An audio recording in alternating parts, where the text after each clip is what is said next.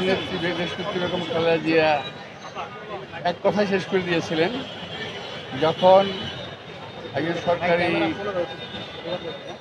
উপদেষ্টা গিয়েছিলেন ম্যাডামের সাথে দেখা করতে, তখন উনি বলেছিলেন আল্লাহ বিচার করবে, কারোর উপর কোনো প্রতিহিংসা নয়। আমি এক কথা বলতে চাই, আমাদের জীবন থেকে যেভাবে এতগুলো বছর কেড়ে নেওয়া হলো, আমরা দুজন দুটি এলাকা থেকে আলাদা আলাদা, আপনার এলাকা থেকে আমরা আমাদের নমিনেশন পত্র ক্রয় করতে গিয়েছিলাম।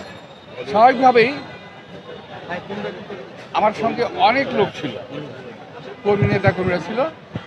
তো যখন অনেক ভিড় হলো পার্টির সামনে, অতর্কিতভাবে ওখানে পুলিশ এসে হামলা করলো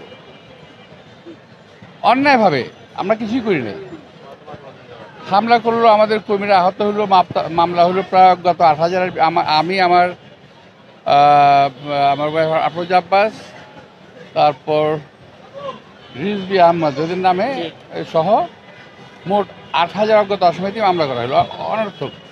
এবং এই মামলা দিয়ে আমাদেরকে বছরের পর বছর এই কোর্টে আমাকে আসতে হয়েছে, যেতে হয়েছে, কখনো গ্রেপ্তার হতে হয়েছে। গ্রেপ্তার অবস্থায় আমাদেরকে জেল থেকে আনা হয়েছে এখানে হাজিরা দেওয়ার জন্য, শুধুমাত্র কষ্ট দেওয়া। যাই হোক, আল্লাহ অশেষ রহমত, অবস্থার পরিবর্তন ঘটেছে।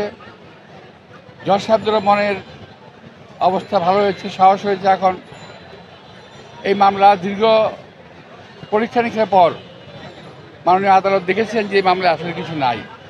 তো অবশেষে আজকে আমাদেরকে খালাস দিয়েছেন, আলহামদুলিল্লাহ। আল্লাহ তাআলার কাছে অনেক শুকর। দেশবাসী যারা আমাদেরকে সমবেদনা জানিয়েছেন তাদের প্রতি অনেক কৃতজ্ঞতা এবং ধন্যবাদ। তো আমি আশা করব বিচার ব্যবস্থা